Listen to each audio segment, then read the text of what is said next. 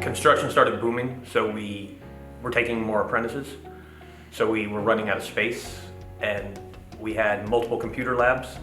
So now the computer labs can do double duty. Gives us more space. They turn into work tables.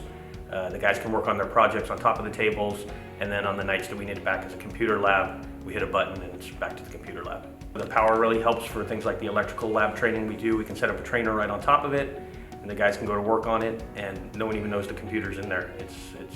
It's really been great.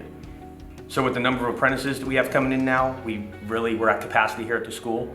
So with the line of sight Workrite desks, we're able to facilitate all the students without having to add an extension onto the school. The cost of construction is very expensive.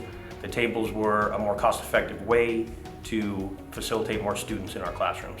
John, he worked with us, he was patient, he understood the paperwork we go through, and he came out when if we had any problems after. He was there. He was phone calls, emails, he was always ready to help.